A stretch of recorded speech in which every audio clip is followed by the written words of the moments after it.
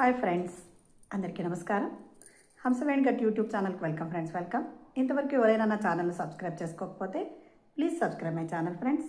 అలాగే మీకు నా కంటెంట్ నచ్చినట్లయితే చక్కగా లైక్ చేయండి, మరి అలాగే మీ ఫ్రెండ్స్కి రిలేటివ్స్కి షేర్ చేయండి ఫ్రెండ్స్. మరి ఈరోజు ఒక అద్భుతమైన విషయం ఏమిటంటే, సీమా మేడం కేరళ నుండి ఆదోనిలో ఒక పిరమిడ్ ఓపెనింగ్కి వచ్చారండి. మా ఇంటికి ఇన్వైట్ చేసింటే మేడం గారు వచ్చారు. మరి ఆమెతో పాటు కొంతమంది సీనియర్ పిరమిడ్ మాస్టర్స్, మరి Narayana, Geeta madam, Sujatha madam, Vijayalakshmi madam, ఇంకా కొంతమంది మాస్టర్స్ అందరూ వచ్చారండి. అలాగే మరి మా ఇంటి దగ్గర వాళ్ళని కూడా, కొత్తగా ధ్యానంలోకి వచ్చిన వాళ్ళను కూడా పిలిచింటే వాళ్ళకు కూడా చక్కగా మేడం ఒక 10 minutes క్లాస్ తీసుకొని మంచి సబ్జెక్ట్ని అందించారు ఫ్రెండ్స్. మరి దానికి సంబంధించిన ఫొటోసు, వీడియోసు చూద్దాము.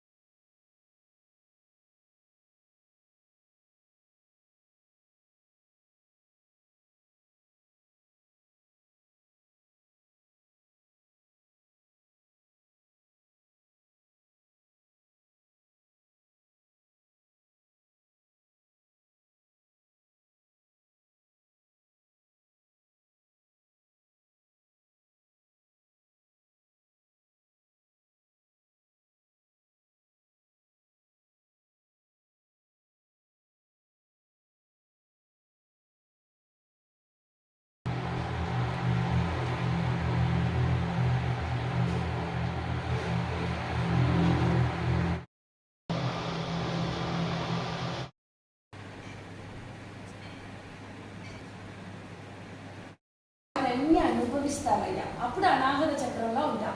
అనాహత చక్రంలో మంచి చేయడం ఎవరికి, చెడు చేయడం రెండు చేయడం. తెచ్చుకున్న మూట యొక్క బరువుతో మంచి చేయడానికి ఓపిక ఉండదు, చెడు చేయడానికి భయపడతారు. ఎందుకంటే అన్ని అనుభవాలు జన్మ జన్మలుగా ఇలా అనుభవించి మనం అనుకుంటారు, అయ్యో నోట్లో వేలు పెట్టినా కూడా కొరవలే, ఎంత మంచోడికి ఇంత కష్టాలు వచ్చిందా అని. కష్టం ఎక్కడ ఉంటుంది? సూక్ష్మంలో.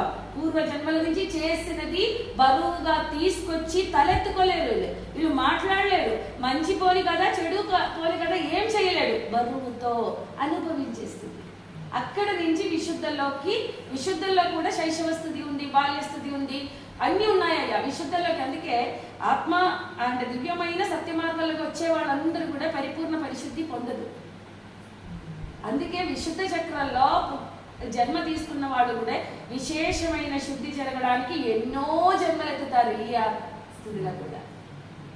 ఇప్పుడు పూజ చేసేవాడు నేను నీవు వేరే అనే భావనలో ఉంటాం. భగవంతుడు వేరు, నేను వేరే అని. భగవంతుడు చూడడం కోసం పూజలు చేస్తాం. ప్రతి పని, each and every thought, each and every emotion, each and every word, each and every deed వారు చూస్తున్నారనే అవగాహన ఉండదు. చేసే పూజలు గొప్పగా చేస్తుంటారు, మాటలు దురుసుగా మాట్లాడుతుంటారు, ప్రవర్తనలో ధర్మం ఉండదు, మాటల్లో హింస ఉంటుంది, అక్కడ పొందన లేదు, ఎనర్జీ వికటన ఉంటుంది.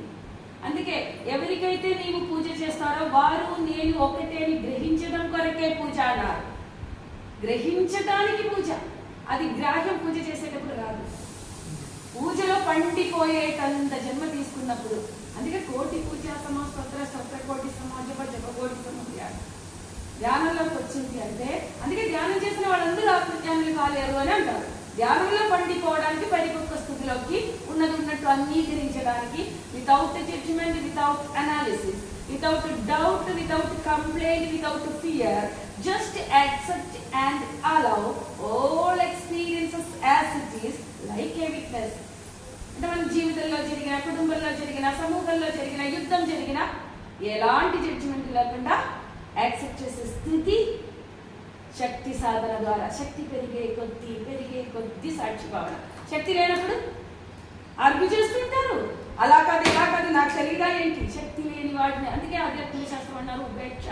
మాట్లాడుతున్నారా, తెలియని విషయం గురించి ఎక్కువ మాట్లాడుతూ ఉపేక్షించు, కరుణ. అసలు నీ శక్తి, ప్రాణశక్తిని పోగొట్టుకోదు, ఉపేక్ష. అక్కడ తీసుకురావాలి ఉపేక్ష. ప్రతిరిచి చెప్పింది అది, అయ్యా ఇవన్నీ అదంతా నాకు అర్థం కాలే. సాధన పెరిగే కొద్ది, శక్తి పెరిగే కొద్ది వారు చెప్పిన వజ్రాయుధ సమానమైన దివ్యత్వాన్ని, నాలెడ్జ్ని లోపలికి వెళ్ళి గ్రహించి అవాకైపోయానయ్యా. అవాకైపోయా. నా జీవితంలో గొప్ప మార్పు తీసుకొచ్చిన తర్వాత ఊరి మీదకి దిగా. ఇప్పుడు కేరళ రాష్ట్రంలో ఇంత గొప్ప పని చేయడానికి అంటే వ్యక్తి సాంగత్యంతో మీకు పరిచయాలు. మీరు ఇంకా మీకన్నా గొప్ప వాళ్ళ పరిచయం చేసుకోవడానికి పోతేటప్పుడు అన్ని ఆత్మ చెప్తారు, అరే ఈ ప్రపంచాల్లో నిన్ను పరిచయం చేసుకోవాల్సిన ఏకైక వ్యక్తి, నీకు పరిచయం కావాల్సిన ఏకైక వ్యక్తి నీవే.